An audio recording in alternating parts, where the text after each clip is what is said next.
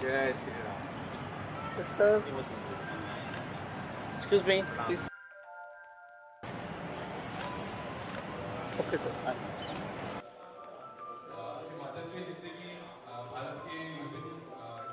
कार्यक्रम के विशेष आमंत्रित रूप में श्री केसी पांडे जी हमारे बीच में आए। सर मैं आपसे गुजारिश करूंगा मंच की तरफ आ जाए। ज़्यादा आकर्षक पांडे जी ही है क्योंकि अमेरिका से चल के सीधे दिल्ली आए हैं और इस कार्यक्रम के लिए आए हैं।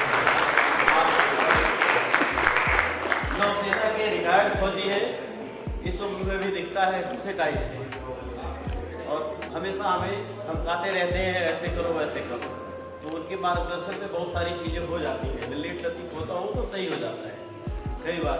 आप श्री केसी पांडे जी जो गारगोटी मिनरल म्यूजियम के संस्थापक के रूप में विख्यात हैं, आपकी प्रमुख उपलब्धियां नासिक में देश का पहला निजी गारगोटी मिनरल म्यूजियम स्थापित कर खनिज जगत को एक नई पहचान दी। खनिज क्षेत्र से हजारों लोगों को रोजगार उपलब्ध कराकर सामाजिक आर्थिक सशक्तिकरण में महत्वपूर्ण योगदान दिया। भारत की प्राकृतिक संपदा को वैश्विक स्तर पर प्रतिष्ठा दिलाई। नई पीढ़ी को इस अनोखे और वैज्ञानिक क्षेत्र से जोड़कर ज्ञान और जागरूकता का विस्तार किया। आपकी दूरदर्शिता, शोध, समर्पण और राष्ट्र की भावना हम सभी के लिए प्रेरणा स्रोत है। आपकी वैज्ञानिक दृष्टि और सामाजिक संवेदनशीलता अद्वितीय है। आपका स्वागत है, वंदन है, अभिनंदन है। सर सामने देखिए। यदि पांडे जी आए, पांडे जी का स्वागत है। मैं आमंत्रित करूंगा अपने सुभाष जी को। प्रणाम।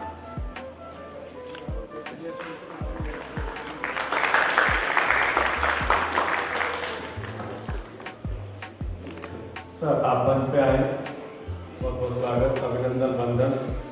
सदा मन की फुलवारी आप सदा रहो प्रफुल्लित हरदम, आज ही शुभकामना। देश की बेटियों को सलाम है, प्रणाम है और इनकी जो श्रद्धा है, जो इनका कर्तव्य है, उसमें पूरे खरे उतरे हैं। तो अनंत का परिवार इनकी उज्जवल भविष्य की कामना करता है और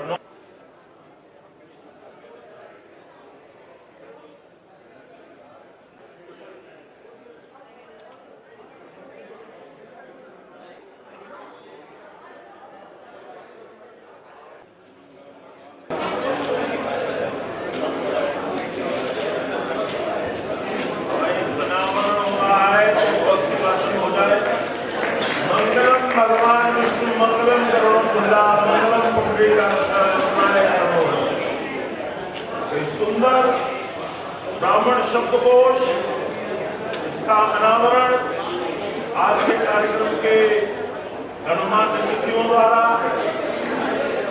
और मेरा ऐसा मानना है कि ब्राह्मण कोश हर घर में होना चाहिए, क्योंकि इसके अंदर ब्रह्म समाज की ऊर्जा है, ब्रह्म समाज का उत्साह है और आगे बढ़ने की प्रेरणा है, संकल्प।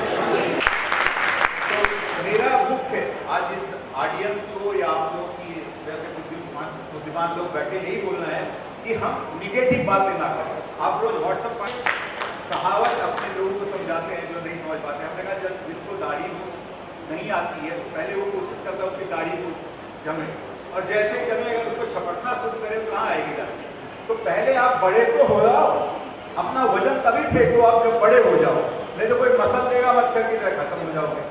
अभी हिंदू थोड़ा पनपना शुरू किया है और कोई चीज एक तरफ सृजन होता है तो एक तरफ विनाश होता है, तो एक दूसरे के पूरक है। जैसे तमाम सारी बातें उठती, मणिकर्णिका घाट, बाबा विश्वनाथ, अपने महाकाल, तो कुछ बनाने के लिए कुछ बिगाड़ना पड़ता। आप घर भी देखिए, घर की यहाँ तमाम सारे इंटीरियर डेकोरेटर्स बैठे हैं, कुछ सौंदर्यीकरण करेंगे तो कुछ तो करना ही पड़ेगा ना।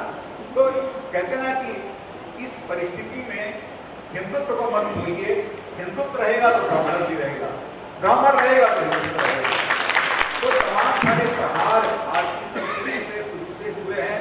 हम तो फौजी आदमी कम पढ़े लिखे हैं और जो समय ने पढ़ाया वही पढ़े, लेकिन आज जब आप मेरे बारे में जानेंगे गूगल करके या गारगोटी मिनरल म्यूजियम, तो उसमें सिर्फ आपको भारतीयता, माँ वसुंधरा नजर आएगी। और मैं चाहता हूँ कि अपने बच्चों को बताइए हम कहीं से गरीब नहीं है, कहाँ से गरीब है बताइए।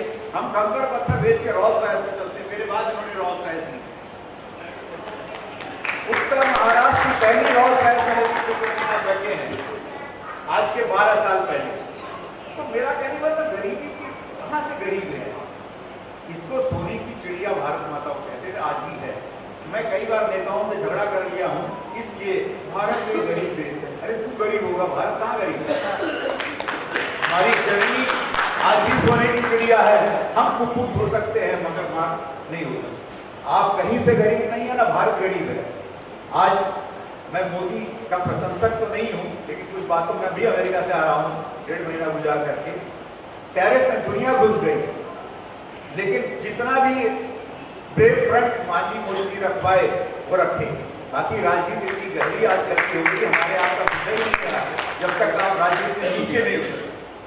तो बहुत शैलो डिसीजन जो अंतर्राष्ट्रीय स्तर पर कुछ निर्णय ऐसे होती हैं जो सबको संतुष्ट करके नहीं लिया जा सकता। और मोदी जी ने बहुत ज्यादा ब्रेव फ्रंट रखा और वही ब्राह्मणों को भी ब्रेव फ्रंट रखना है। और इन्हीं शब्दों के साथ भारत माँ को प्रणाम करते हुए, सारे ब्राह्मणों को प्रणाम करते हुए, पूरे भारतीय समाज को प्रणाम करते हुए अपना वक्तव्य खत्म करता हूं। जय हिंद।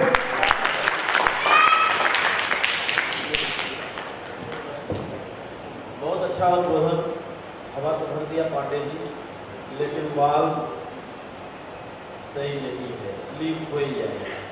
क्योंकि हम हमेशा पीटे जाते हैं, घर का बड़ा भाई और समाज का बड़ा भाई ब्राह्मण, यही पीटा जाता है। यूजीसी दुख नहीं है, यूजीसी में से 7 में से 5 ब्राह्मणों ने यूजीसी अप्रूव किया इस बात का। उनको उनके बच्चों को क्या जवाब देंगे, यूजीसी क्या मतलब, हमें तो कोई मतलब नहीं, हम काहे किसी को मारेंगे। अगर देश में भारत सरकार को जो निजाम है उनको कोई प्रॉब्लम है तो हमारे लिए एक यूनिवर्सिटी अलग बना दे, हमारे लिए जिला बना दे, वो एक परिधि बनाए कि यही ब्राह्मण रहेगा। उस परिधि से बाहर हम नहीं जाएंगे, किसी से कोई मतलब नहीं है, ना हम किसी से बतियाएंगे, ना हमारे ऊपर SC/ST एक्ट लगेगा। विष्णु तिवारी से पूछिए, 15 साल जेल रहने के बाद सुप्रीम कोर्ट ने कहा गलती से आपको जेल डाल दिया, SC/ST एक्ट।